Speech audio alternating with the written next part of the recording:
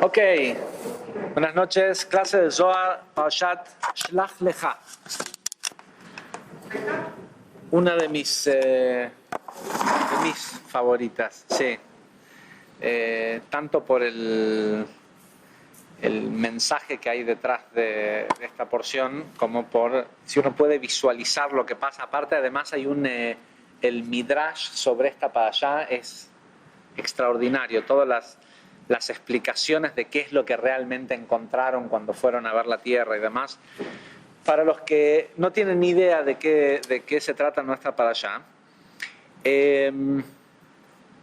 estamos en el segundo año después de la salida de Egipto. Es decir, salieron de Egipto, caminaron durante 49 días, en el 50º día llegaron al monte Sinai, iban a recibir la Torá o la revelación del Sinai,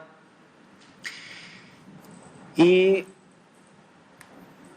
Moisés se fue 40 días, 40 noches, volvió, se encontró con un becerro de oro. Entonces estuvieron 40 días de purificación y después otros 40 días y 40 noches y esto, lo otro. Todo esto se les hizo la segunda vez que Moisés bajó con la... No sé qué pasó con el té, pero... la cosa es que a la segunda vez que baja, para cuando llega con las tablas ya están otra vez en Yom Kippur. Esto pasa todo un año. Y en el segundo año, vimos la semana pasada, acababan de pasar otra vez Pesaj, ¿sí? Porque ahora viene Dios y les dice, miren, ahora que estamos afuera, o sea que ya, listo, ya salieron de Egipto, sepan que todos los años van a tener que hacer el Korban Pesaj, el sacrificio pascual, se dice. ¿Qué es lo que nosotros hacemos hoy cuando hacemos el Seder de Pesaj? ¿Sí? Lo que hacemos con eso, eventualmente con la liturgia y con el no poder hacer sacrificios y demás, se terminó convirtiendo en lo que es el Seder de Pesaj. La cosa es que, bueno, medio inmediatamente la mayoría de este libro ocurre en este segundo año, y después de lo que va a ocurrir en esta porción, se decreta de que esta generación que salió de Egipto no tiene el mérito para entrar a Israel y que van a tener que morir todos en el desierto. Y el próximo libro de la Torá, el quinto libro, que es Dvarim, Deuteronomio, ocurre días antes de entrar a Israel.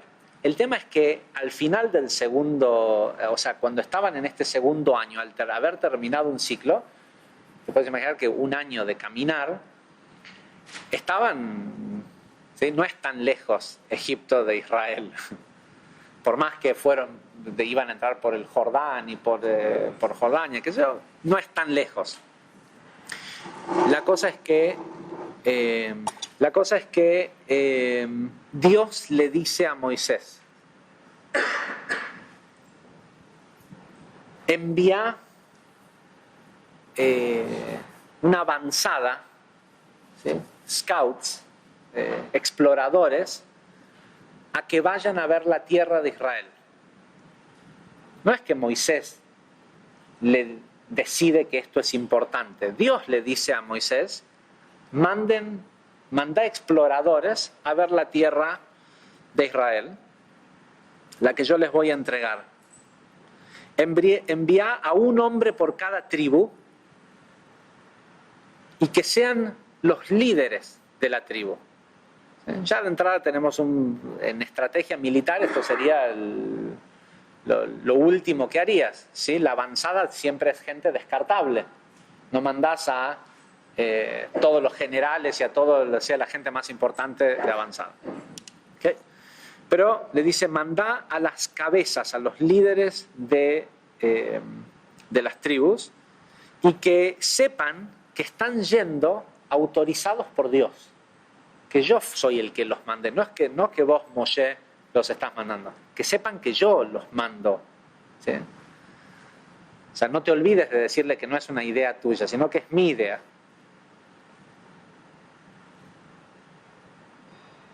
Nos dan los nombres de todas estas personas que yo. Entonces Moisés los junta y les dice, quiero que vayan y que me digan cómo es la tierra. Dice, vayan por el Negev, les dice qué camino tomar. De hecho, el camino que Moisés les dice que tienen que tomar, si alguna vez fueron a Jordania, Jordania tiene esta particularidad, por alguna razón, a Israel y a Jordania los separa el río Jordán, ¿sí? Pero del lado de Jordania es absolutamente verde y hay, crecen, hay, qué sé yo, frutas tropicales, bananas, cosas que no crecen fácilmente en el desierto. Y del lado de Israel hay palmeras, cosas que crecen en un lugar seco, pero el agua tiene dos orillas el río, ¿no? Entonces les dice que vayan por el sur y que suban por la costa sí, porque quería asegurarse que entraran a Israel por un lugar bueno, ¿sí? Por un lugar donde vieran cosas buenas. Sin embargo, les dice, bueno, vayan por ese camino y quiero que me digan cómo son los habitantes de la tierra. ¿Son fuertes o son débiles? ¿Son pocos o son muchos? La tierra donde nos va a tocar habitar, ¿es buena o es mala? Dice, ¿cómo es la gente que vive en estos lugares? ¿Son ciudades abiertas o ciudades amuralladas? Uno puede pensar que bueno, estás planeando una estrategia, vas a ir a tomar un lugar que en realidad, si venías de hacía 2 años de haber destruido al país más importante del mundo, Egipto, ¿sí? Con un par de trucos de magia, ¿qué te podía preocupar? Pero bueno, ponele que esto se trate de ir a ver qué tan complicado va a ser entrar a conquistar esta tierra. Además, a ir a conquistar una tierra si hace desde que Dios habló con Abraham, Isaac y Jacob, le está diciendo que cuando sean un pueblo, esta es la tierra que te voy a entregar.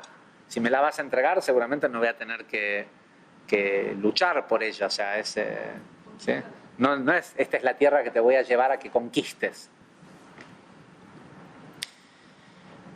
En los suelos, ¿es fértil o es estéril? ¿Hay árbol o no? ¿Sí? Y pregunta en singular. Literalmente le dice, ¿Ayesh ba'etz? ¿Un árbol? O sea, ya si había un árbol, bueno, ¿es fértil? Bueno, a lo mejor ese árbol está plantado en una macetita que trajeron tierra de Jordania. ¿Sí? Pero la pregunta es, ¿hay o no hay árbol? Y estos señores se suben a sus caballos, camellos, lo que sea que tendrían en ese momento, y se van a explorar la tierra. 2.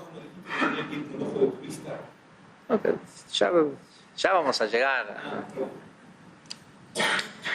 El año pasado fue hace mucho tiempo. La cosa es que los mandan. Estos tipos se preparan, se van, son los 12 príncipes de Israel.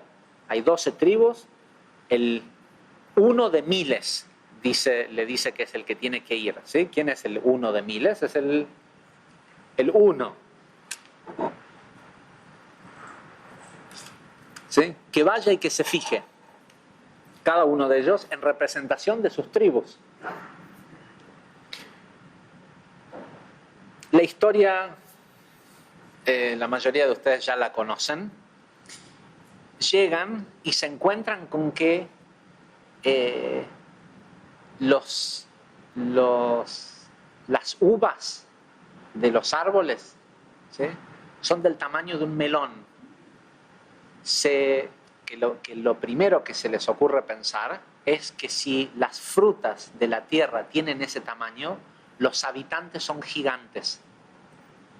¿Sí? No es que la tierra es fértil y es abundante y hay riqueza y todo eso, ¿sí? Que si las cosas son de ese tamaño, seguramente la gente que habita el lugar son gigantes.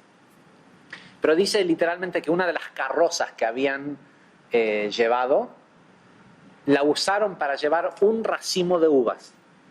¿Sí? Que lo cargaron en el racimo para llevar, para mostrar.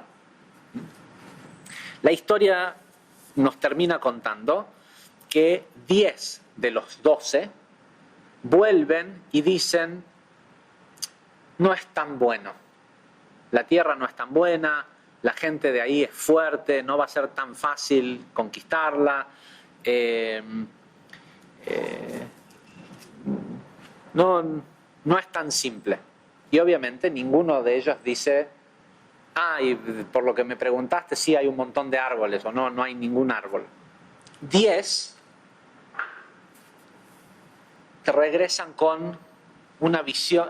Literalmente lo que nos dice el Zohar es que 10 de ellos hablan la Lashon Hara, hablan mal de la tierra a propósito, sin que sea cierto, Motzi Shem Ra, ¿sí? que es peor que hablar mal, inventar algo, ¿sí? para decir que no es bueno. Y la razón por la cual lo hacen es porque no quieren perder el estatus que tienen. Venían de ser esclavos en Egipto. De repente los sacan de la esclavitud. Y al sacarlos de la esclavitud, Dios les dice: vamos a construir una mega estructura metafísica que les va a dar acceso a la luz del Ein Sof, del mundo infinito. ¿Sí? Lo van a construir así, con un candelabro de oro y con un tabernáculo y con esto, con lo otro, y Dios les enseña cómo crear una especie de antena para recibir infinita energía, al punto que todo ese tiempo que estaban en el desierto, y en realidad todo el tiempo que van a terminar estando en el desierto, al final Moisés dice: miren lo que nos dio Dios, que incluso cuando tuvimos que estar 40 años en el desierto, caminamos durante 40 años y los zapatos no se gastaron, la ropa no se gastó, además de que no se gastaba, nunca pasaba de moda, porque estaba... ¿Sí?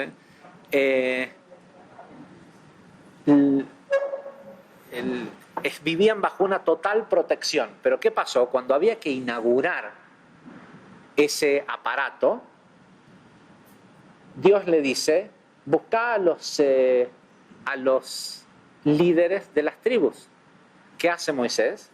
Dice: bueno, a ver, el padrón, ¿sí? ¿Quién es el hijo más grande cuando bajaron a Egipto los hijos de Moisés? Los hijos que tenían eran estos y estos. Bueno, este es el más grande de los hijos que tenía Rubén. ¿Y quién fue el hijo de ese? Y tuvo 6, 7 hijos. El más grande era... Y descifraron quiénes eran, por línea de primogenitud, quiénes eran los príncipes, los que todavía tenían el linaje puro de la primogenitud de los hijos de Jacob. Un día eran esclavos en Egipto y al otro día todos eran libres, pero 12 de ellos eran reyes. ¿Sí? 12 de ellos no eran solo libres, eran príncipes. Los vistieron con capas, con linos, con con todos los honores, y los nombraron jefes de las tribus. Ahora, este nombramiento o esta unción de ser nombrados jefes de las tribus les dio también un cierto nivel de profecía. ¿Por qué? Porque en el momento que una persona es elegido líder de un pueblo, ¿sí? Es elegido intendente de una ciudad, gobernador, presidente, lo que sea, empieza a perder su libre albedrío y empieza a funcionar casi en automático en pos de cumplir las leyes de causa y efecto que le toca al colectivo. ¿Sí? Por eso los políticos prometen que van a hacer tal y tal cosa y después llegan y se transforman. Claro, en el momento que asumen el cargo, es una gran lucha poder hacer algo bueno si el consciente colectivo del pueblo del cual se va a ser afectado requiere de juicio, ¿sí? Y requiere de una medida de dolor que los saque de esa forma de pensar y esa conciencia, o que les dé un aprendizaje. Entonces, estos tipos de golpe, por estar en esa posición, no es que solo tenían una capa y una corona, esto que por cierto Moisés no los tenía. Moisés no, que era el líder de todo el pueblo, no era difícil distinguirlo del resto de la gente. Por eso después cuando vamos a ver el episodio de la porción de Pinhas, cuando a Zimri la mandan a seducir a Cosby, no piensa, en realidad la mandan a seducir a Moisés. Y ella ve a toda la gente y a Moisés lo ve y ni se da cuenta que es alguien importante. Pero ve a uno de los príncipes de las tribus y lo ve con una corona, con capa, con esto, con bastón, con todo esto, y dice, este tiene que ser el más importante. Tiene que ser Moisés y es el que parece más importante. Entonces ellos reciben en este acto de convertirse en líderes de las tribus, un cierto nivel de profecía. Y en este cierto nivel de profecía, cuando entran a Israel y tocan la tierra de Israel, pueden ver claramente que cuando entren ahí va a haber un rey de Israel. Un rey, ¿sí?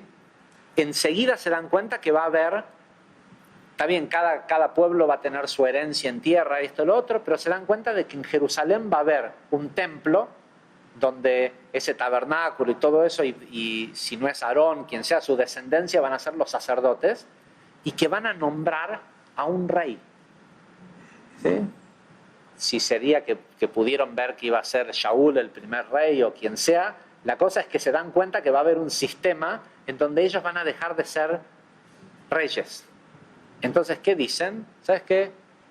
Más vale malo conocido que bueno por conocer, más vale príncipes en el desierto que nada en esa tierra que promete Dios, que andás a ver si después es tan buena. Y obviamente lo que cada uno de ellos reflejaba era el consciente colectivo de sus tribus.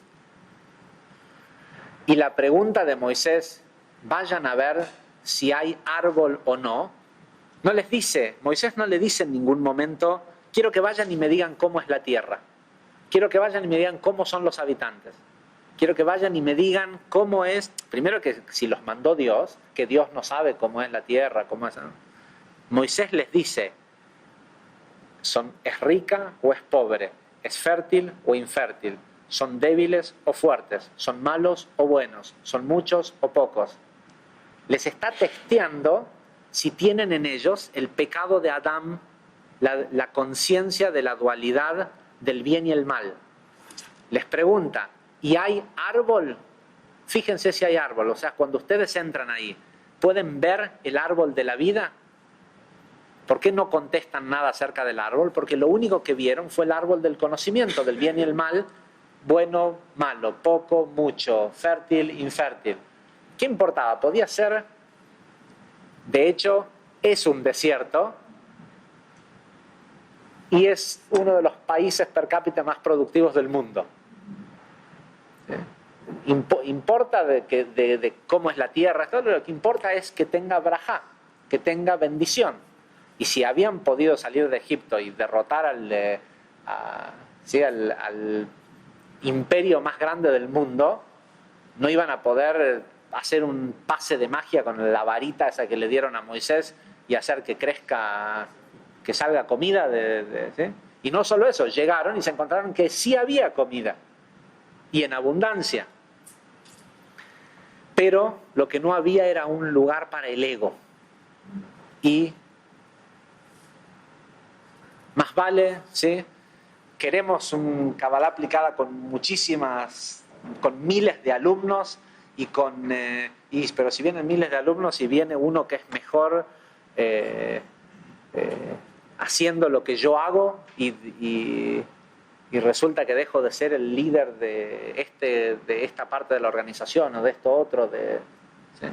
Entonces y nos pasa, ¿sí? Querés que la empresa crezca, hasta los mismos dueños de sus propias empresas les pasa esto, que dicen que quieren el crecimiento y si después el crecimiento muestra que yo soy incapaz, ¿sí? Mientras es una pequeña empresa puedo, pero y si crece mucho ¿sí? Yo siempre, dos personas admirables en este mundo son Ben y Jerry. Ben y Jerry son dos amigos, no sé, o son hermanos, creo que son hermanos. Son dos hermanos que un día abrieron una heladería en Estados Unidos y les empezó a ir bien y después más que bien y mucho mejor. Y en realidad lo único que hicieron, o sea, hacen muy buenos helados, pero lo que hicieron fue ponerle nombres graciosos a los helados. ¿Sí? Tienen un helado de banana con pedacitos de chocolate que se llama Chunky Monkey. Mono, ¿cómo se dice chunky? Mono con pedacitos, ¿sí? Como diciendo, este es lo que comen los monos, todos nombres así graciosos. La cosa es que un día la empresa empezó a crecer y a crecer, porque empezaron a salir a los supermercados y demás, y los tipos se sentaron un día y dijeron, ¿nosotros podemos manejar una empresa de ese tipo? Y llegaron a la conclusión que no. ¿Y qué hicieron? Pusieron un aviso en el diario, ¿sí? en el Wall Street Journal, que decía, hay puestos abiertos para los 5 niveles de gerencia ¿sí? Pero incluían, que imagínate, para inversores o lo que sea, de golpe ver que o sea, qué incertidumbre, ¿no? Una empresa que todos, ¿qué pasó? Renunciaron el dueño, o sea, y encima 2 de los tipos son los dueños. Sí, renunciaron todos y contrataron gente más capaz y hoy en día es una empresa que cotiza en bolsa y todo, pero no lo pudieron hacer los dueños. Y ellos tienen lamentablemente el miserable trabajo de tener que diseñar nuevos gustos de helados, que es lo que los llevó al principio, que era lo que les gustaba hacer, lo que querían hacer, y tener que ver qué hacen con los cientos de millones de dólares que los otros tipos ganan para ellos. ¿Sí? ¿De qué se trata la historia? De no tener ego. De decir, ¿y por qué tengo que ser bueno para todo? ¿Sí? Y no, ¿sabes qué? Yo soy bueno para ponerle nombres divertidos a los helados, no para llevar a esta empresa pública a la bolsa y todo. ¿Sí? Seguro debe haber otro que... Y de hecho estos líderes eran unos genios en poder manejar a toda esa gente recaliente de que estaban en el desierto, sin lugar donde vivir, todos eran unos genios para eso. Pero ¿por qué tenían que ser reyes en Israel? ¿Sí? ¿O qué no iba a tener valor el ser? De hecho, todos estos murieron.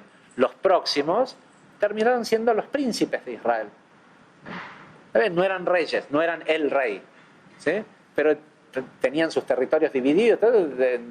Eran como decir, eran gobernadores en lugar de ser presidentes. Pero todos quieren ser presidentes, ¿sí? Todos los actores quieren ser directores, Entonces, estos señores, cuando salen, la Torah los llama scouts, ¿sí? Exploradores. Pero cuando vuelven y cuentan esto, de ahí en más, no solo la Torah, la historia los conoce como los espías. No voy a hacer demasiado detalle en esto porque ya lo explicamos todos los años. al principio, cuando Dios le habla a Moisés, le dice, Vaidaber Hashem el Moshe lemor, Shlach lecha anashim, manda para ustedes, ¿sí? O para ellos, no, para vos, Shlach lecha, manda para vos hombres, Vayaturu et haaretz, para que vayan a, literalmente la palabra Vayaturu quiere decir para que vayan a hacer un tour, ¿sí? Para que vayan a turistear la tierra de Canaán. Y esto lo decimos todos los años, pero porque como hay gente nueva, lo repetimos. La diferencia que hay entre un habitante de un lugar y un turista es que el turista ve todo bueno, ¿sí? Siempre cuento la historia de un astrólogo amigo mexicano que vino a la Argentina a fines del 2001, ¿sí? Y se quedó en un hotel en Avenida de Mayo.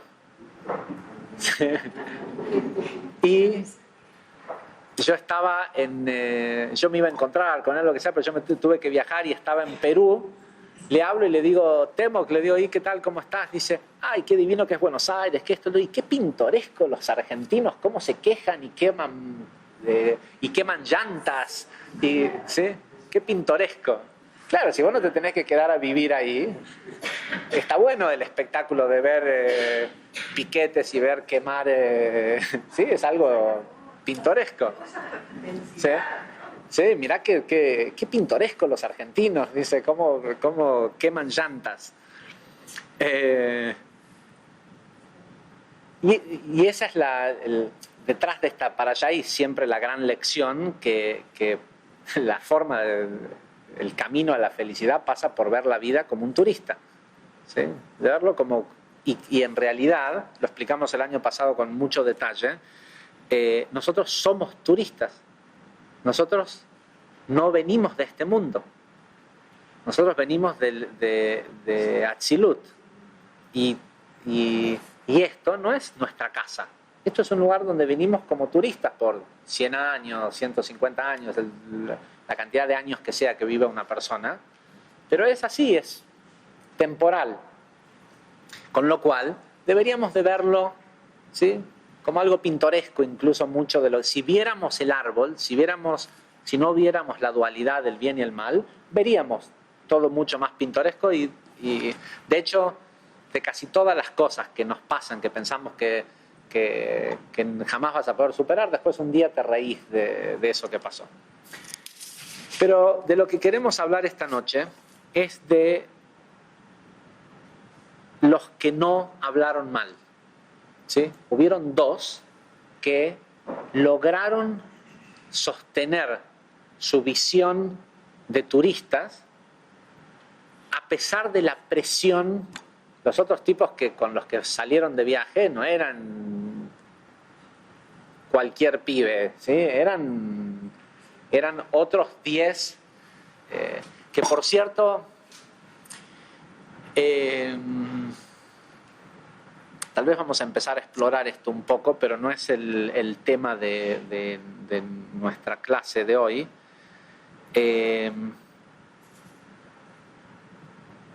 Vamos a explicar primero cómo es que 10 fallaron y 2 pudieron. Porque son 1 por cada tribu. Que, por cierto, Jacob tuvo 12 hijos y... Un segundito que llego donde estoy buscando. Ok. Jacob tuvo 12 hijos, pero 2 de las tribus son hijos de Yosef, no son hijos de Jacob, porque Yosef dejó de ser no hay la tribu de Yosef, a pesar de que era uno de los hijos. porque Yosef, en lugar de convertirse en jefe de tribu, se convirtió en faraón de Egipto, ¿sí? Y Leví, que es la tribu de donde venían Aarón y Moisés, iban a ser los sacerdotes, iban a ser los consagrados a Dios. Entonces no podían tener herencia física, ¿sí? Era como que, o sea, no podían tener nada físico, pero de alguna forma era como que eran los dueños de todo. Ahora, entonces, a estos dos hijos de Jacob que no tuvieron tribu, los reemplazaron los dos hijos de Yosef, que eran Efraín y Menashe. Dicen nuestros sabios, estoy leyendo de los escritos de Rabbi Haim Vital, de los escritos del Kitvei Ari, ¿sí? Dice, nuestros sabios comentaron que el verso que dice: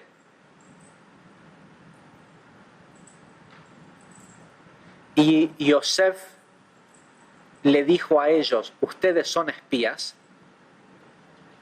¿Sí? ¿Qué verso es este?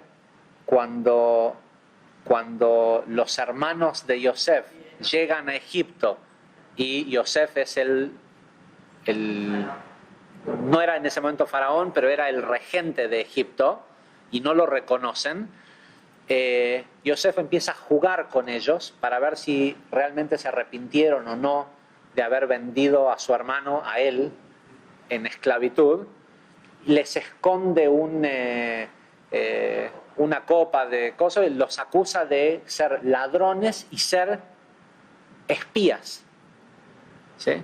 Dice, nuestros sabios ya comentaron que el verso de la Torá en Bereshit, donde Yosef le dijo a ellos, ustedes son espías, quiere decir que Yosef estaba tratando de aludir a que sus hermanos iban a reencarnar en los espías que Moisés iba a mandar a buscar a Vayatur et Haaretz, ¿sí? A Latur et Haaretz, a turistear la tierra.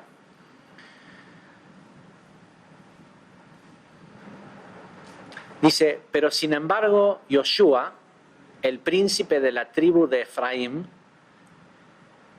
que era uno de los hijos de Yosef, sí, Yoshua ben Nun. ¿Cómo?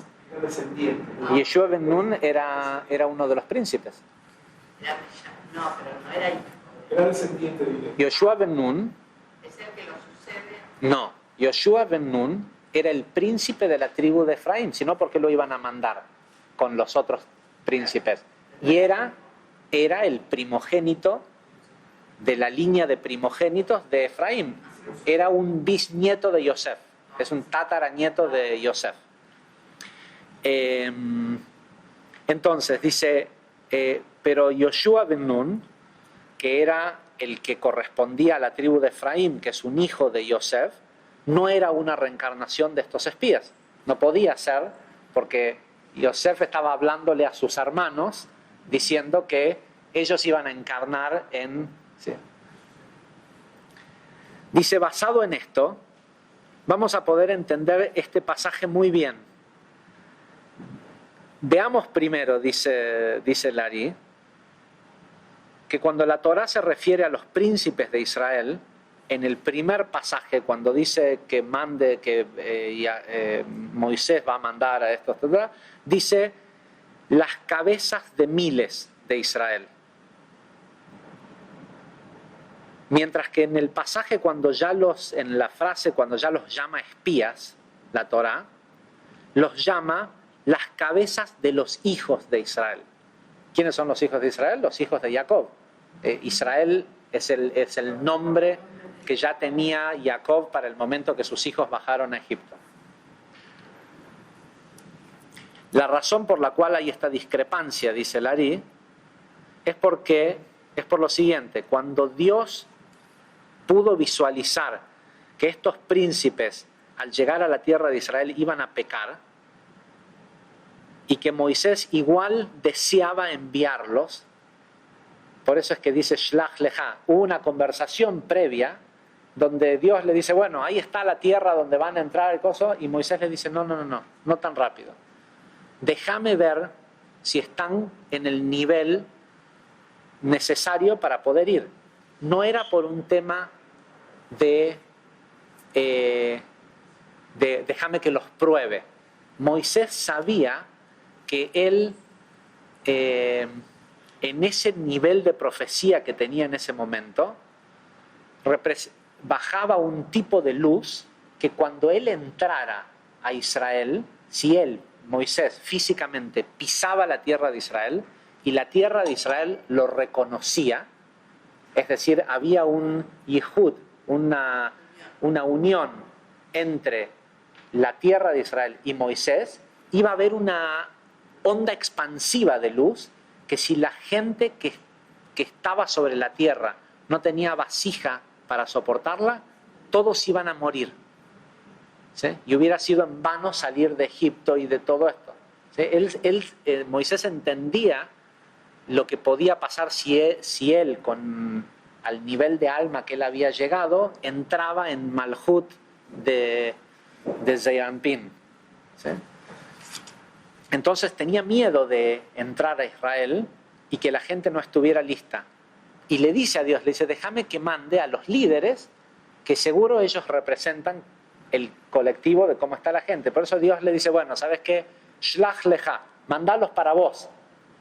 Shlach lecha anashim, mandá por esto que por este pedido que vos me estás haciendo, mandá gente a que vaya a ver. Pero Dios sabía que estos tipos no estaban listos, pero Moisés los quería mandar igual. Entonces, ¿qué hizo Dios?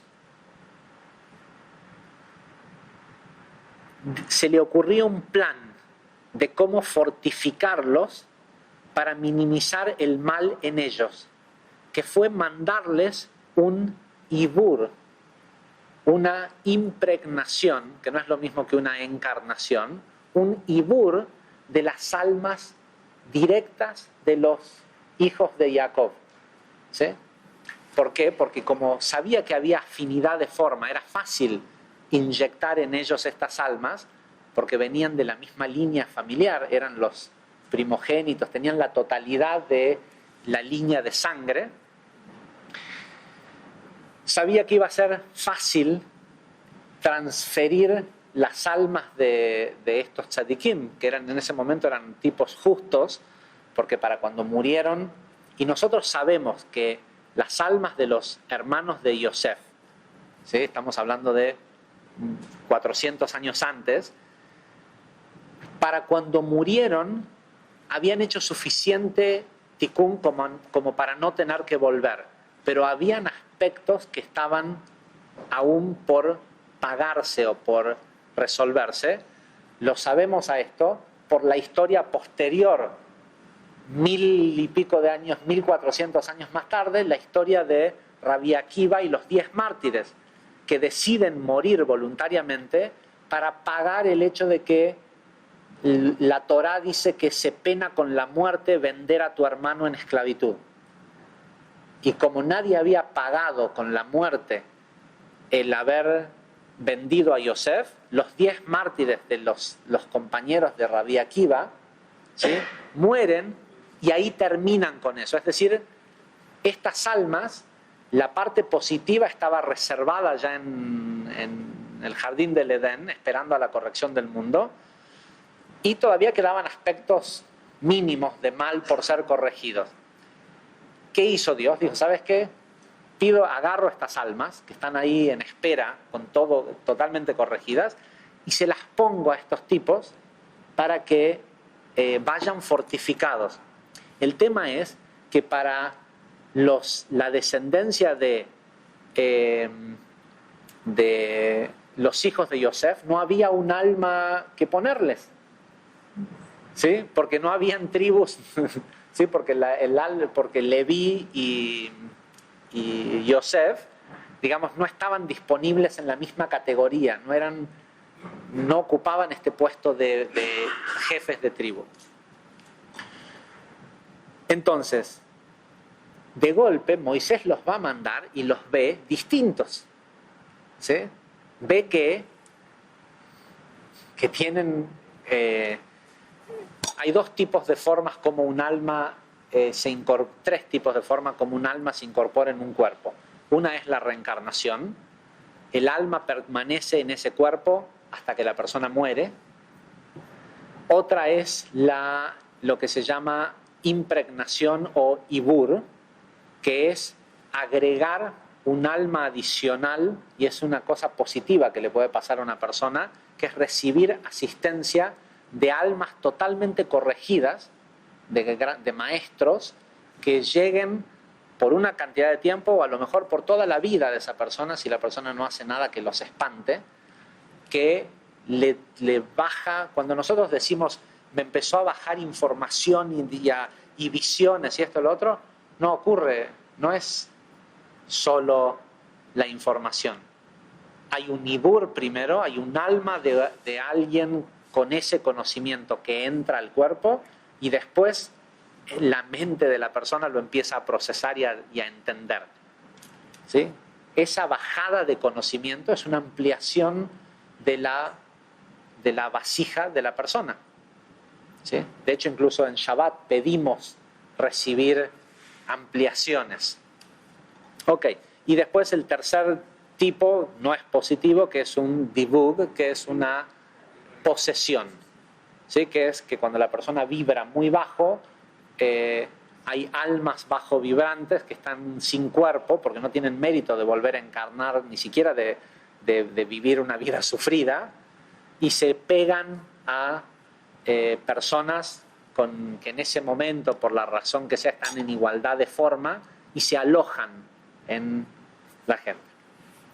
La cosa es que para un tipo como Moisés, enseguida se dio cuenta que 10 de ellos se veían más fuertes, que estaban, sí, que tenían estas almas adicionales. Ok, entonces, ¿qué hace Moisés? Ok, bueno, dice, y esto explica otra frase que hay que dice que estos hombres eran las cabezas de los hijos de Israel. Porque para el momento en que salieron, eran en realidad sus progenitores. Eran ellos y las almas de sus tatarabuelos. ¿Sí? Entonces, ¿qué hace Moisés con los otros dos desprotegidos? Perdón, me salteé uno. Los que vuelven con buenas noticias son Yoshua ben Nun y Caleb ben Yefuné. Estoy viendo si me salteé la parte donde dice, porque bajé varias páginas y creo que me salteé la parte de lo de Caleb. Bueno, ok, no importa. Si no, se los cuento. Probablemente porque el hecho de que en las dos oportunidades, por haber vendido a su hermano, Yosef los llama espías y acá también se los llama espías, les están también diciendo, fíjate que es tu chance de... El tema es lo que a veces el ego hace. Yo no leí en ningún lado de esa relación, pero suena muy lógico. La pregunta que dice Mauri es si al ponerle las almas de los hijos de Jacob, que eran los que literalmente habían vendido a Yosef, si hubieran hecho las cosas bien, capaz que también corregían y después, más tarde, Rabbi Akiva y todos ellos no tenían que... Probablemente, no lo vi en ningún lado escrito como para poder decir sí. Entonces, ahora vamos con los otros dos. Dice, siendo que la tribu de Leví no tiene porción en la tierra de Israel, no tenía realmente un líder, ¿sí? Que después pudiera convertirse en uno de estos espías, o no, ¿sí? Puesto que en lugar de las tribus de estas que faltan, de Yosef y de Leví, están las tribus de Menashe y Efraín. El alma de Yosef, ¿sí? El alma misma de Yosef, a pesar de que no era uno de las tribus, pero como tenía esta afinidad de dignatario, de haber sido rey, fue impregnada en la tribu de Menashe.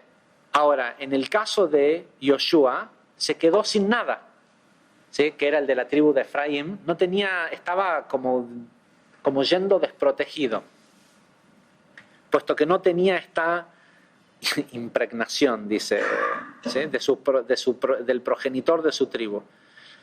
Y Moisés tenía miedo respecto a esta situación, sobre todo porque era su alumno.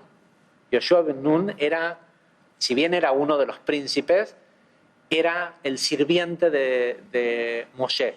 Y eso era lo que era tan especial de este tipo, que a pesar de que podía actuar de príncipe, tenía todo el derecho y la investidura, se quedaba después de las reuniones de Moisés y los 70 ancianos y acomodaba las sillas, barría el piso, le preparaba té, literalmente dice que le preparaba lo que Moisés iba a tomar, servía a los ancianos, ¿sí? No hacía no hacía uso de la potestad que tenía por ser príncipe. Y por el contrario, se postraba como sirviente. Una de las razones por las cuales esto es así también es porque Larí dice de que era una reencarnación de Eliezer, del sirviente de Abraham, que fue un gran tzadik, incluso en el tiempo de Abraham. Es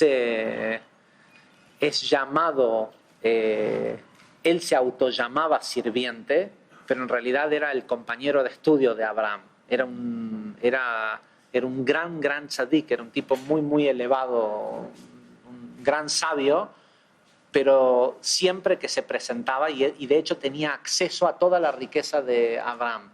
Abraham le permitía acceso total de sus riquezas. Y asimismo, siempre que por cómo él se veía y por el entourage con el que viajaba todo, lo primero que hacía cuando alguien cuando se cruzaba con alguien, es decir, yo soy el sirviente de Abraham, para que no piensen que todo eso era de él, y literalmente era de él, porque Abraham lo consideraba como si fuera suyo, todo eso, al bien material, ¿no? Y este tipo era por eso esta cosa de ser sirviente de todo el tiempo. Y es porque y esto no corre para mí, hay el Zohar dice de que aprende más el sirviente del maestro que el alumno. ¿Sí? El que sirve al maestro aprende más que un alumno. Pero repito, esto no es para este tipo de maestros. Estamos hablando de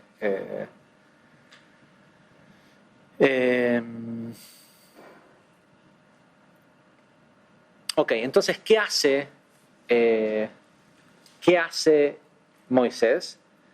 Decide cambiarle el nombre. Dice, ok, si ahora está así débil, no débil, no es que era un tipo débil, pero está en desventaja en relación a los otros, dice, le tengo que dar algo que le dé poder.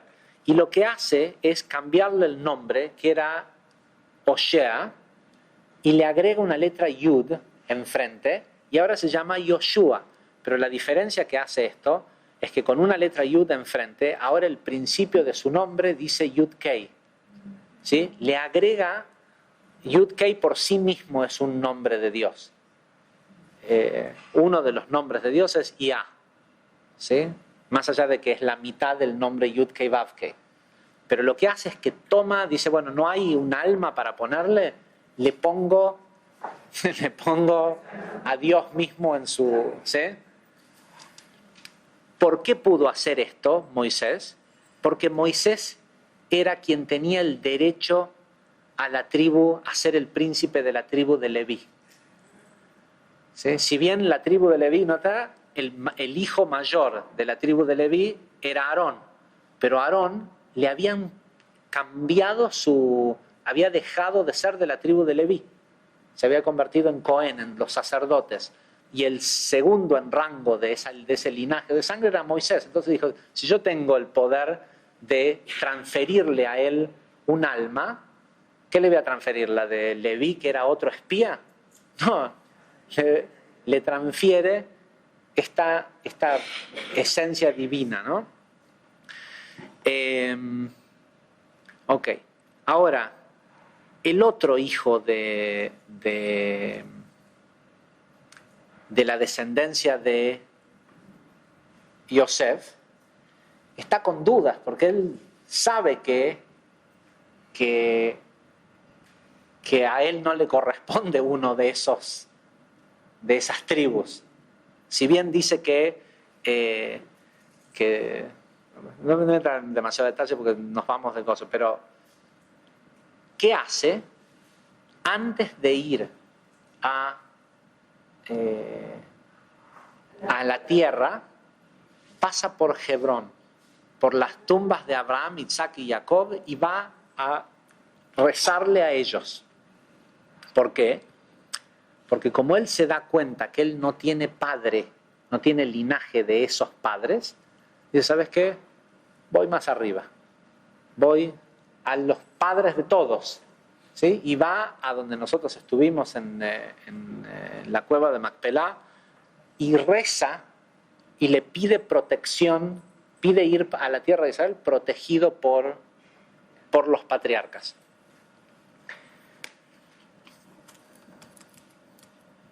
Ahora, ¿qué pasó? Si iban con todo este armamento, ¿por qué salió todo mal? El año pasado a esta partecita que yo estoy salteando la explicamos con bastante detalle de cómo sucedió todo esto. Si quieren pueden escuchar la clase del año pasado, pero hoy queremos ir a un entendimiento más alto, no más alto, pero a otro entendimiento. Ahora bien, ¿qué fue lo que pasó? Dice, cuando los espías fueron a ver la tierra y se dieron cuenta que iban a perder su estatura, su estatus, hicieron un plan malvado, que era, ¿sabes qué?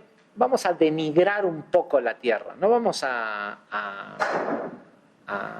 decir que es todo malo, pero vamos a decir que es complicado, que mejor pensémoslo, preparémonos, esto sí hay que hacer un plan.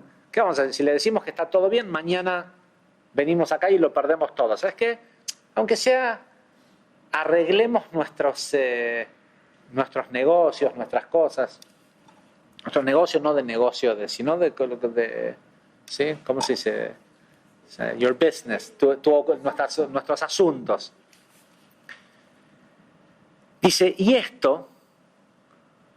este plan malvado hizo que inmediatamente las almas de los progenitores se fueran de ellos.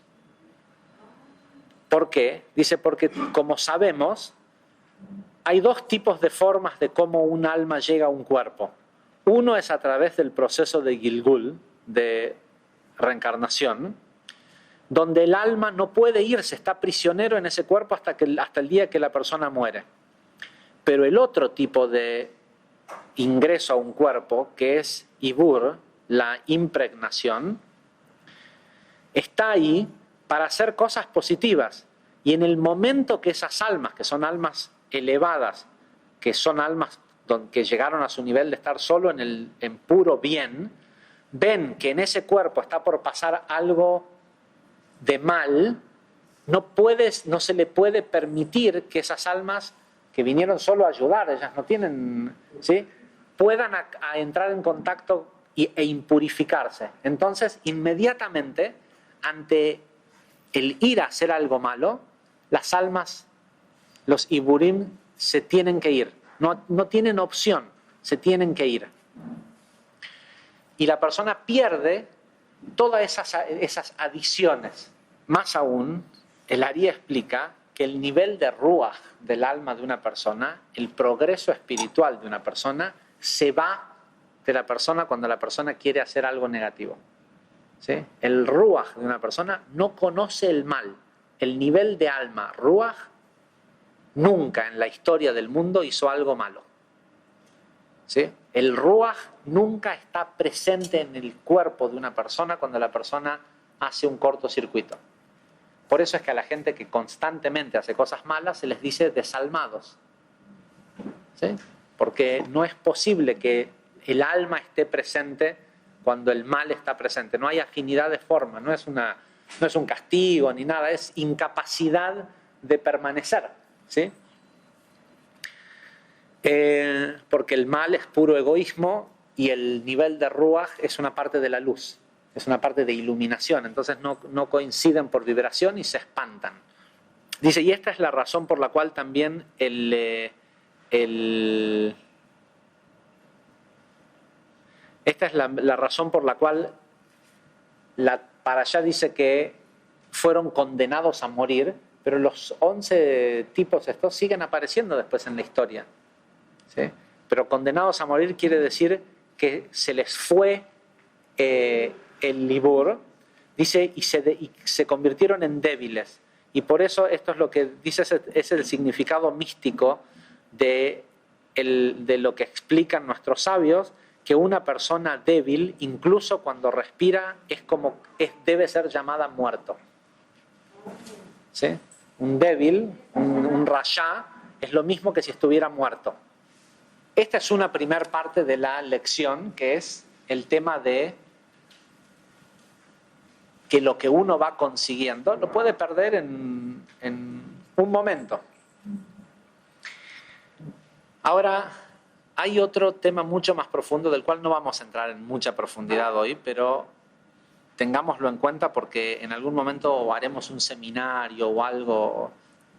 En el lado positivo, una persona puede ser impregnada de lo positivo de su linaje.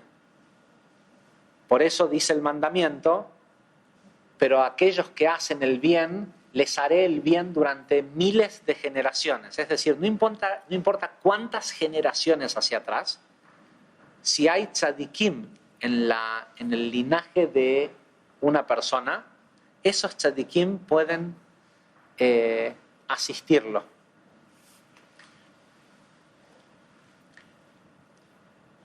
También dice el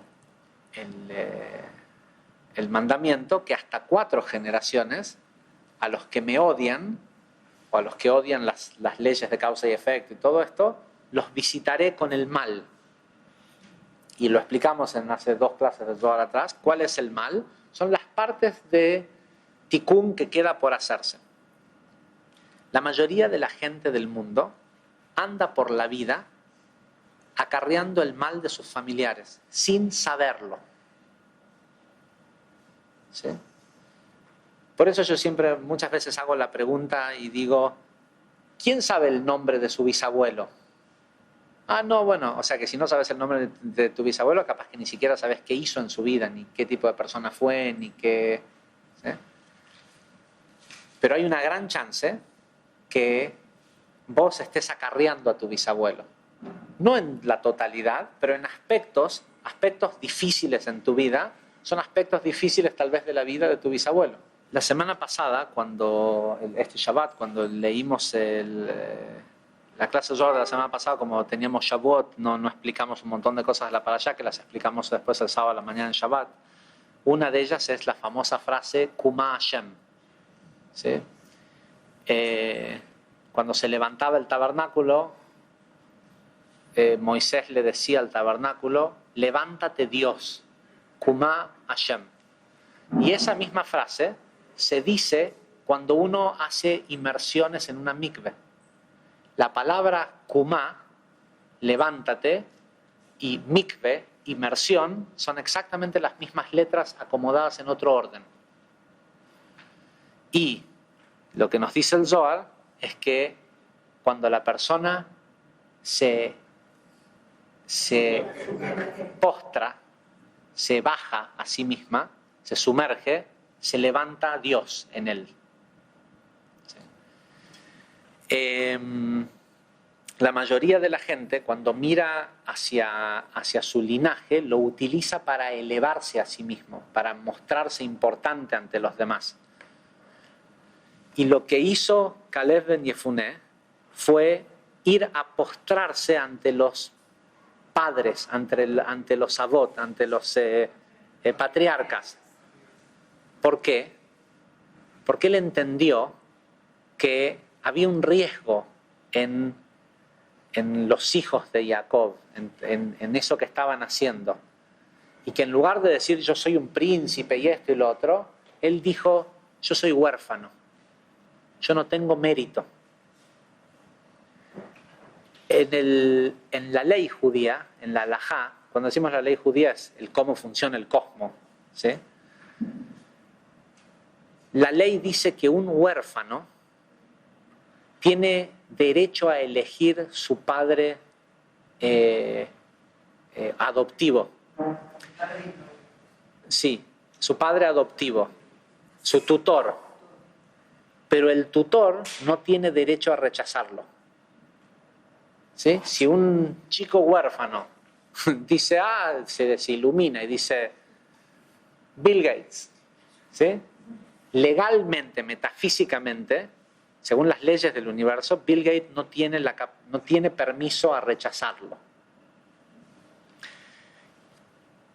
Y nosotros venimos acarreando, después lo vamos a explicar cómo funciona esto de que acarreamos cosas de historias pasadas de nuestros familiares más o menos cercanos, pero la verdad es que nosotros también somos descendientes de Abraham, Isaac y Jacob.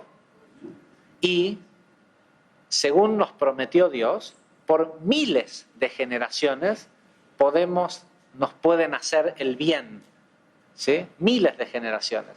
Es decir que ante la vida, la persona tiene que aprender a vivir como huérfano, ¿sí? A no valerse porque a menos que conozcas muy bien el mérito al que te estás apegando, cuando decís, pero mirá que yo soy el hijo de coso o el nieto de coso, mi abuelo era un gran rabino, mi tío era no sé qué, conocé muy bien de quién estás diciendo, porque yo soy de la descendencia de... ¿sí? Porque si ya conoces los despelotes que tiene tu familia cercana, ¿sí? Tus padres, tus tíos, esto, lo otro, ¿por qué pensás de que es mucho mejor unas generaciones más atrás si todos vamos evolucionando? ¿Sí? ¿Sí? ¿Qué te da de pensar de que 4 generaciones más atrás, los inolvidables, ¿sí? Que nadie se acuerda quiénes son, eran mucho mejores que los que te quisieras olvidar? ¿Sí? Uno tiene que aprender a vivir como huérfano y a la hora que necesita salir, no digo que tengamos la chutzpah de hacer lo que hizo Yoshua ben Nun, que fue y dijo, ¿sabes qué? ¿Qué padre, ni esto ni lo otro? Yo quiero un pedazo de Dios. ¿Sí? Yo quiero quiero Yud Kei, o sea, dame la conciencia de Jochma y Binah, y no me voy a tener que preocupar por el árbol, no me voy a tener que preocupar de ver si hay Da'at. ¿Sí? Dame algo superior y no, ¿sí? Pero para nosotros hubieron humanos que nacieron con la conciencia de Da'at, que transmutaron totalmente el bien y el mal, que fueron nuestros patriarcas. Entonces, uno debe antes de ir a hacer demasiado espamento con de dónde venís, para algo que vamos a hablar en otro momento, uno debe de averiguar de dónde viene y todo esto, porque hay cosas que uno puede fácilmente cambiar en su vida y sanar sabiendo alguna que otra historia familiar. Sacando eso, uno tiene que despojarse de eso para postrarse, ¿sí? Para sumergirse, hundir al ego y acordarse que somos, aunque sean 2000 generaciones más tarde, nietos de Abraham, Isaac y Jacob, ¿sí? Y pedir ese mérito. Claro, no le vas a poder ir a decir a nadie, pero mirá que yo soy el... ¿sí? Pero no tendrías que tener que ostentarlo, tendrías que poder actuarlo. ¿Sí? Esa es una parte de todo esto. Y que es una parte que es bastante. Pero de lo que quiero que hablemos este año, les prometo que van a ser 10 minutos nada más. Es de otro aspecto que aparece en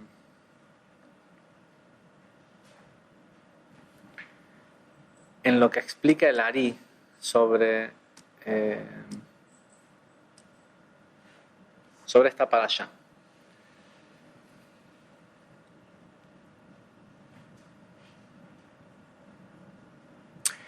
En esta parashá hay una sección en donde dice que si una persona idolatra dioses, otros dioses, intencionalmente, nosotros explicamos en otro lugar cómo es que muchos de nosotros idolatramos unintentionally, ¿cómo se dice? Sin intención, como inintencionadamente. También a veces hacemos avodah zará, idolatría, o un trabajo hacemos avodah zará, literalmente un trabajo extraño. ¿Sí? ¿Qué es lo que quiere decir? Es decir, el trabajo que hacemos no lo hacemos en pos del pacto que tenemos con la luz, sino que hacemos otra cosa. Pero acá habla de alguien que intencionalmente hace avodah zará, es decir, dice, no me vengas con esto de un Dios y de que el causa y efecto y esto, el otro, a mí tu Dios no me da de comer, ¿sí? Entonces yo lo que tengo, y trabaja para la fisicalidad. Dice esta parashá que esa persona, su alma, es, dice, el alma de la persona que hace avodah zará, o que blasfema el nombre de Dios, ese alma es cortada del pueblo de Israel. ¿Sí? Obviamente, porque si la conciencia de Israel quiere decir aquellos que buscan adhesión con Dios, un tipo que dice, que Dios, que a mí tráeme la plata, esto, el otro, lo que sea, lo está haciendo él esto de cortarse, separarse, no es un castigo. Dice, sin embargo, dice el Ari, la palabra que utiliza esta parashá para decir transgresión es aboná, ¿sí? Que en hebreo vulgar se traduce como pecado, pero dice, la palabra aboná también puede ser leída oná, ¿sí? Porque es una alef, una vav, y estas dos juntas pueden ser leídas o. Puede ser leído oná, y oná se refiere a un periodo de tiempo. Ahora, ¿a qué periodo de tiempo, dice el Ari, se refiere?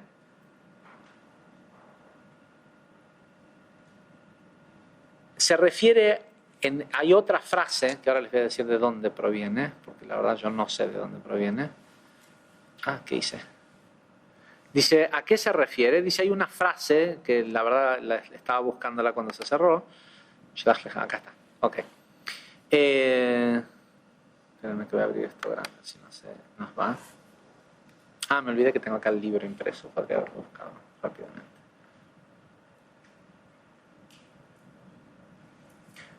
Es una parte de las leyes que aparece en la misma Torá, en Éxodo 21:10. Hay una que cuando habla de las leyes de relaciones maritales, dice que hay una ley que le prohíbe al hombre disminuir la frecuencia en la que tenga relaciones con su esposa. ¿Sí? De hecho, literalmente en la ley moderna, lo que dice la halajá es que si una mujer le pide a su esposo tener relaciones sexuales, él no puede negarse.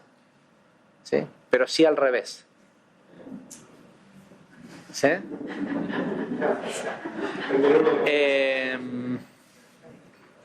No, pero esto no es algo que es complicado alajísticamente, porque dice que incluso implica si la mujer le pide en los días limpios de nidá. ¿Sí? Y hay todo un tema con eso, que si la mujer demanda tener sexo, el tipo tiene que rendir. ¿Sí? Tiene prohibido disminuir ¿sí? su obligación conyugal o la frecuencia. Y la palabra que utiliza la Torá para decir esto, frecuencia, es oná.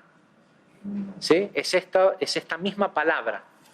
Entonces el Ari dice, ¿por qué la relación entre estas dos palabras?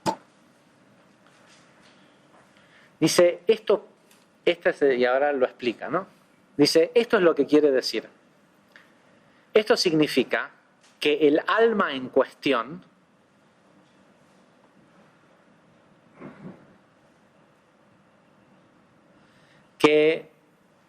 dice que un alma en cuestión, dice que se ha mantenido pura y que no ha pecado, ¿sí? Aboná, que no ha hecho contacto con esta idolatría o esto, lo otro, lo que sea.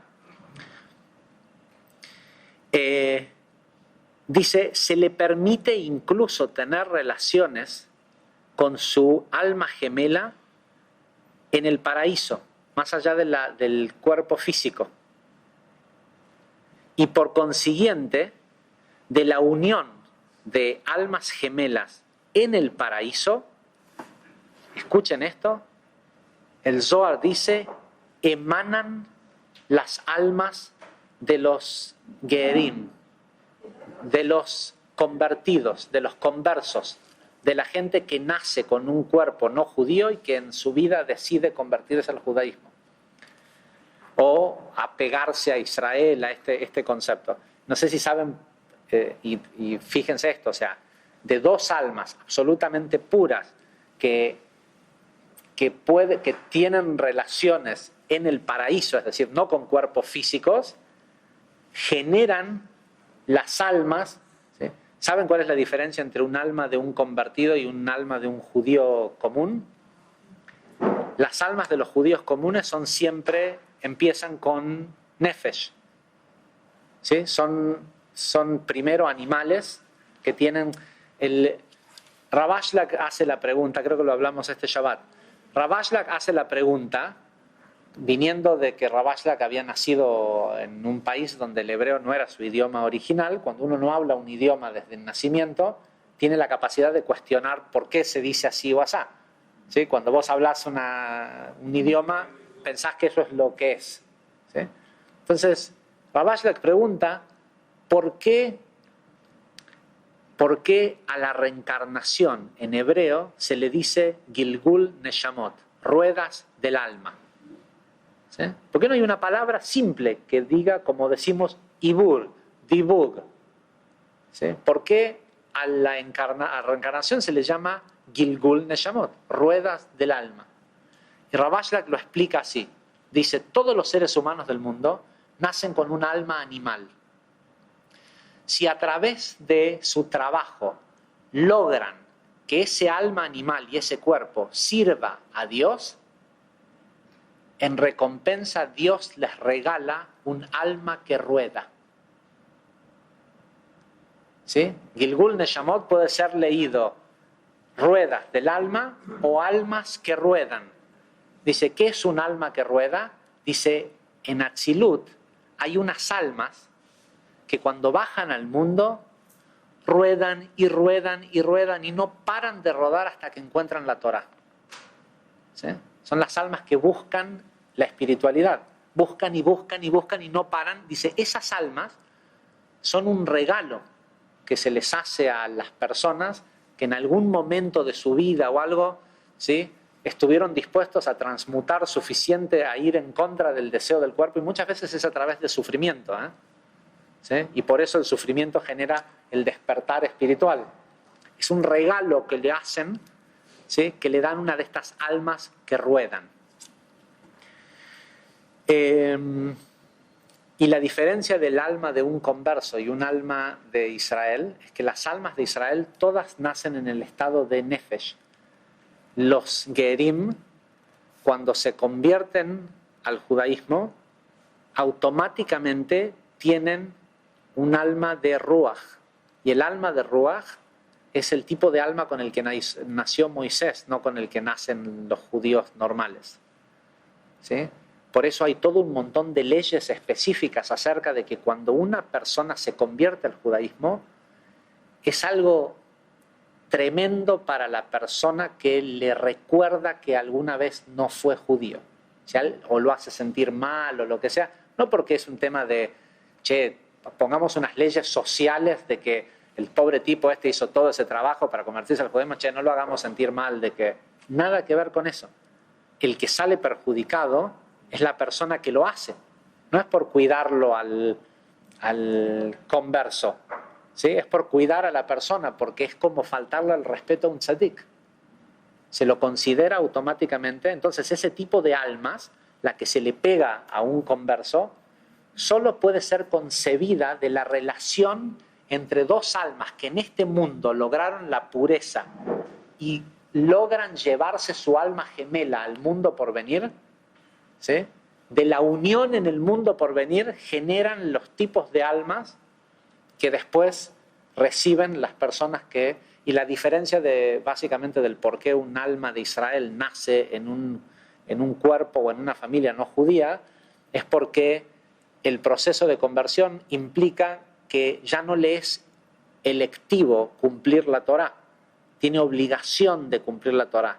Y eso ocurre porque estas son almas tan elevadas que no pueden llegar a una familia judía común que le diga, bueno, es lo mismo, si yo soy judío y no me morí por no cuidar Shabbat o por no hacer Pesaj o por no esto o lo otro. Esa cosa que pasa en el judaísmo que bueno, no es tan importante, la Torá y Dios y todo eso, es algo a donde una de esas almas no puede jamás caer, ¿sí? Nunca puede caer a una familia judía un alma de ese nivel. Entonces tiene que caer en el alma de un converso, porque parte de lo que lo hace converso es que no tiene la elección de no cumplir con la Torá. Porque le dicen, bueno, pues seguí como seguís. Ahora, si decís que querés adhesión con la Torá, tenés que hacer un pacto y nadie te va a venir a controlar si lo haces o no, pero vos sabés si lo haces o no. ¿Sí? Entonces no corre para los adoptados que... Corre para todos los conversos. Un adoptado que nació ¿Qué quieres? en una familia no judía, termina en una familia judía. ¿Y por qué termina en una familia? Es una manera de ser converso también, pero no por elección. ¿Cómo no? ¿Cómo? No. Un chico que nació en una familia no judía y es adoptado, también es un converso. No, se le tiene que hacer un proceso de conversión. La gente no es conversa porque ahora vive con alguien. Vos no te mudás a vivir a Estados Unidos y te dicen, ¿estás viviendo acá? Sos ciudadano. No, o sea, vos tenés que hacer un proceso de, ¿sí?, cumplir ciertos requisitos para que te den la ciudadanía de un país, ¿sí? Para que una persona... ¿Cómo? En la Argentina no. En la Argentina tenés que votar por el gobierno de turno y te dan un DNI. Ok. Me pareció que es algo que es muy rico entender esto. Dice, también debemos saber, dice Lari, que las almas de los conversos se producen por el estudio de Torá. Esto que hacemos nosotros de sentarnos a estudiar Torá en cosas, también produce, por como va mejorando el mundo, produce mérito para que esas almas bajen a este mundo. ¿Sí? Dice, también se produce por el estudio de Torá, que por cierto, dice, hay una nota de página de la persona que compiló este material, dice, por cierto, también nos dicen que la principal ocupación de las almas en el jardín del Edén, mientras esperan la corrección de todo el mundo, es el estudio de la Torá. Ahora, dice, ¿qué pasa? El alma, el cual en este mundo comete una aboná seria, es decir, como blasfemar el nombre de Dios o como hacer abodá zará intencionalmente, de lo que es cortado, a lo que significa esto, es cortado de la tierra, del pueblo de Israel, porque hay rabinos que dicen, todos esos judíos reformistas o conservadores no son judíos, porque como no hacen Pesaj correctamente, están cortados del pueblo de Israel. El Ari dice lo que quiere decir estar cortado, ¿sí? Karet, ¿sí? Estar cortado, dice, están cortados de su alma gemela. Entonces, por eso es que utiliza la palabra que es la misma, puesto que ese abón, ese pecado, o aboná, lo priva de cumplir su verdadera misión conyugal, que es tener relaciones con su alma gemela. Y esto hace que incluso, dice, las relaciones que tiene son una especie de pecado. Pero está casado con una esposa y todo. Espiritualmente, tener relaciones con una persona que no es tu alma gemela es como una especie de pecado, dice el Ari. No porque esté prohibido en la Torá o lo que sea, sino porque muestra que esta persona en una vida anterior o lo que sea, su hacer, su forma de comportarse, lo separó del mérito de conocer a su alma gemela. Y al estar separado de ese mérito, en sí,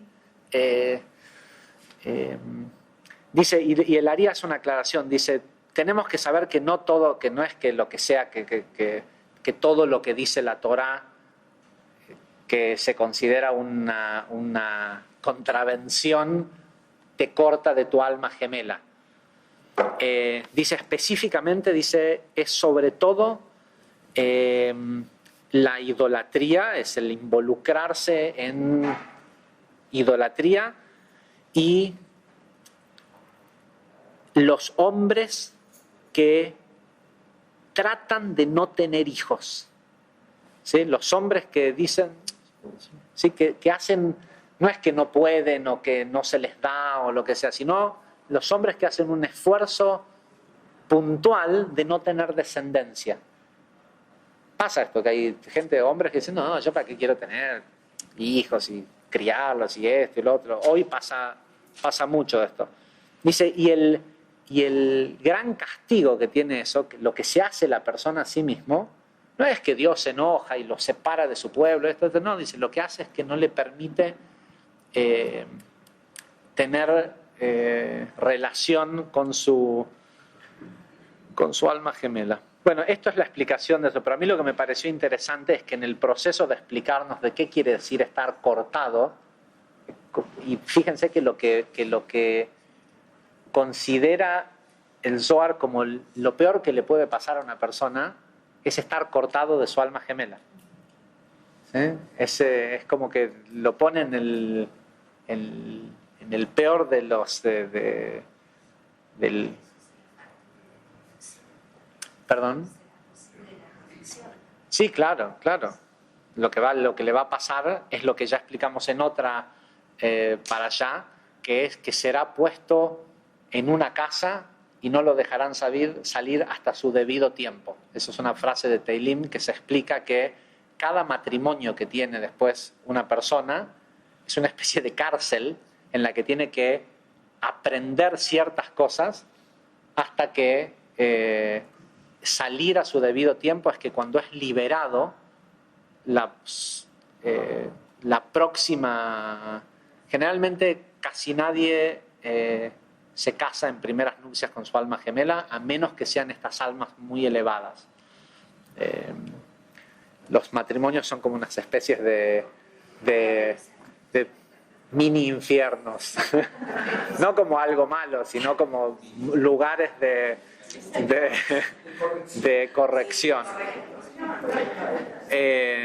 Así que bueno, pero me pareció genial esto de entender, es un reformatorio, esto de entender lo grandioso que es una persona que hace tshuvá, o sea, que se acerca que vuelve a la Torá cuando no viene de padres judíos. Y porque esto no tiene nada que ver con el tema del judaísmo, ¿sí? Porque estos son principios universales. Es decir, cuando una persona viene de una familia o de una herencia, que es parte de lo que hablamos, está totalmente relacionado con lo anterior, viene de una herencia de idólatras, ¿sí? Que no tienen que ser, que tienen estatuas y cosas, sino de gente que está totalmente severed, ¿cómo se dice? Separada de la espiritualidad y eligen un camino que es en contra de todo, a adherirse a estas leyes, ¿sí? Esto es un principio que es... nosotros tenemos ciertas leyes para después que te den, o sea, que te den un certificado de que si sos judío o no, porque hay una religión detrás de todo esto. Pero la Torá es un set de principios continuos, ¿sí? Que no requieren de que un Bet Din valide algo, ¿sí? Porque no hay un Bet Din que le diga al tipo, vos no quisiste tener hijos o hiciste Avodat Zará, decretamos que no te puedas encontrar con tu alma gemela, ¿sí? ¿Quién lo puede hacer a eso? Son leyes perfectas de causa y efecto. Y lo que la persona tiene que saber es que en esa ida en contra de todo eso, y si tiene un verdadero commitment, un verdadero compromiso, ¿sí? Es un compromiso que no se puede ir para atrás una vez que... Claro, no, tal cual. Y él no tenía la Torá. ¿Sí? O sea, lo grandioso de este patriarca del que nosotros queremos pedir usar el mérito, es lo que dice Mauricio, era un tipo que, además de que su padre literalmente vendía dioses, fabricaba y vendía ídolos, Abraham no tenía un Kabbalah aplicada donde ir a estudiar o una Torah para leer o un cosa así. No había pasado eso todavía de que se revele. De hecho, se iba a revelar a través de él el primer gran conocimiento que es el Sefer Yetzirah. Y eso es el mérito que tiene el converso que casualmente sale para sí mismo, ¿sí? Lech Lecha es la porción en donde Abraham hace este coso, justo en esta porción que estamos en Shlach Lecha, que es lo mismo que en sí es, en lugar de sal para ti mismo, es manda para ti mismo, mensajeros. Gracias y hasta la semana que viene.